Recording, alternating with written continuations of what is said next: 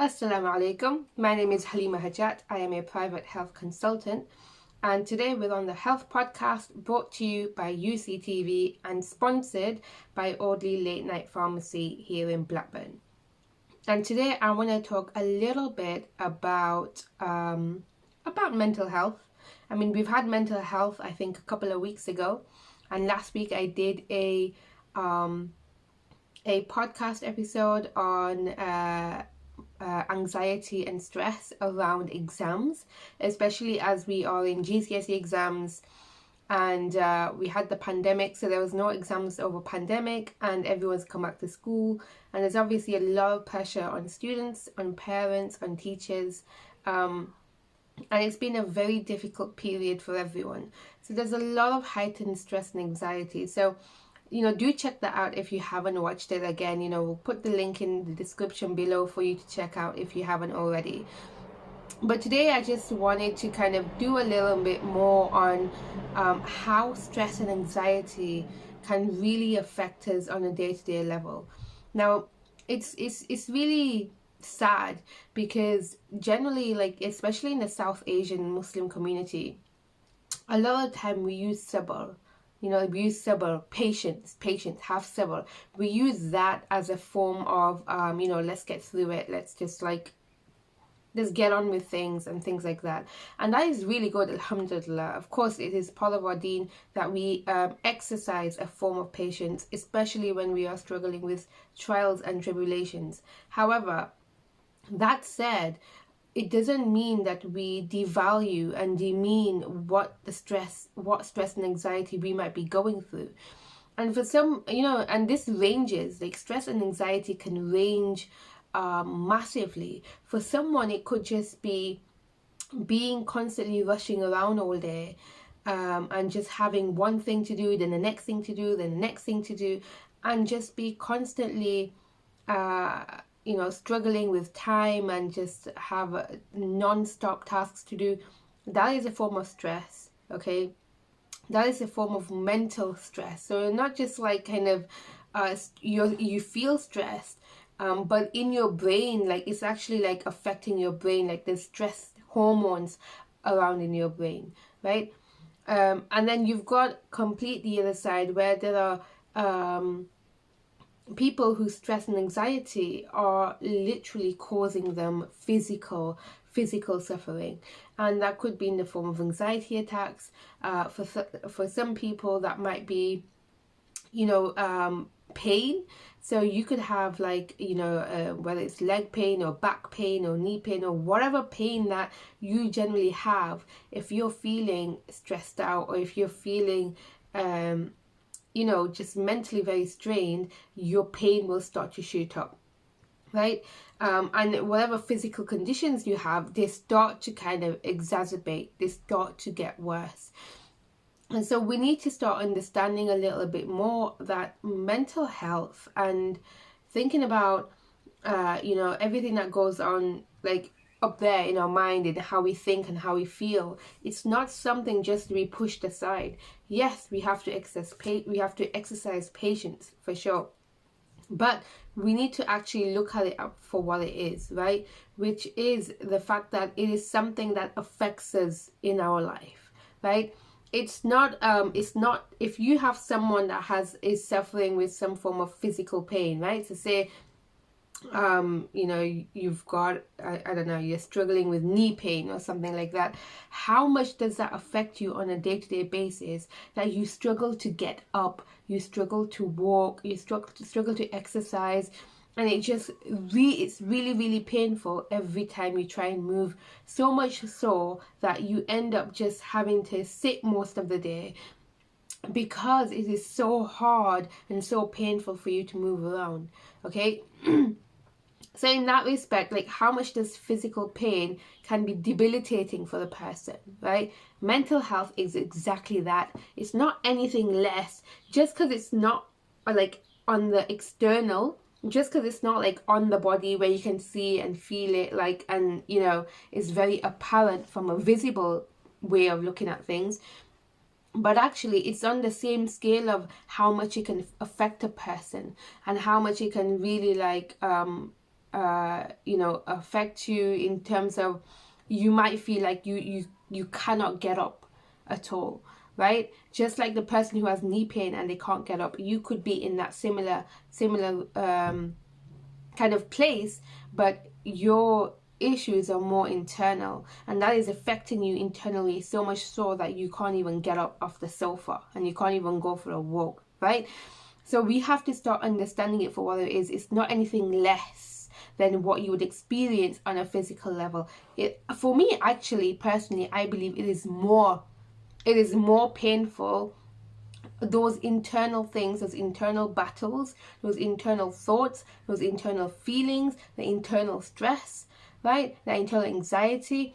I personally think it's actually worse than having debilitating physical pain. And let me tell you why. Because when you're actually feeling it on the inside, right? It's not just something that's happened outside and like your body and brain can actually go ahead and go and help it, right? For example, like say you went and you were playing football and you went and literally like sprained your ankle and sprained your foot and you're in agony, right? You're in a lot of pain, but your body and your brain knows what it needs to do in order to try and help that area to heal, to get better. You'll start to see swelling, and that's all of your blood going to that area, right? And so your body is already reacting, responding, and trying to help it get better. But when you are mentally in a place where you are suffering, right, your brain is mentally strained out. The brain and the heart, which are the central processing units, they are literally like the core, the nucleus of how the body operates, right? So these are the things that are being affected. So that means that if those things are affected, then your entire body is compromised, right? Because they govern the function of every organ, of every movement, of everything that you taste, your smell, your everything. It governs everything. And so when those things are compromised, what happens is your body is compromised, right? In which case, this is why also that say you are in physical pain. If you're someone that you're mentally struggling and you're mentally strained and you have really high anxiety, or you have things that are really stressing you out in internal level, what will happen is your pain will shoot up there. So imagine you already have debilitating pain, and now you have crazy amount of more pain because your brain can't function, right? And so we need to start looking at mental health a lot more seriously. And that means that we need to understand like how mental health affects us, right? It's so like I've got like quite a few little books here, because there's one thing, there's quite a few kind of health initiatives by the NHS and stuff, and they're trying to roll out and they're trying to get all industries in Lancashire become trauma aware. And what that means is that is getting people to understand that everyone has their own battles and their own challenges and their own struggles they're dealing with. So when you are going to work, when you are going to the doctors, when you are going to wherever you're going to, in those companies or businesses or services, they try to make them more trauma aware so that they can be compassionate when they're speaking to people, and try and take into consideration that they might have their own thing going on, right? And that eases kind of the burdens and the pressures on that person to then, for example, if they go into work and they have like really bad anxiety about something that's happening at home, it means that they're in a better place to actually help that person through that time, maybe ease their workload, maybe give them someone to talk to, etc., etc. So, and this shows that the fact that NHS are starting to do this is the fact that they're starting to really understand the repercussions and the impact mental health issues is having on, not just a person's mind, but on a person's body, on their ability to process and the ability to function on a day-to-day level, right? And this is actually part of what I specialize in. Like I at the moment I'm studying a diploma called neuropsychological immunology, and what that means is it's the relationship of how the brain affects the body, right? and very specifically how the brain affects the immune system, and when the immune system is down, how that then contributes to a lot of physical health conditions, right? And it's not just how the brain functions, because the brain doesn't function on its own, right? The brain needs input signals, right?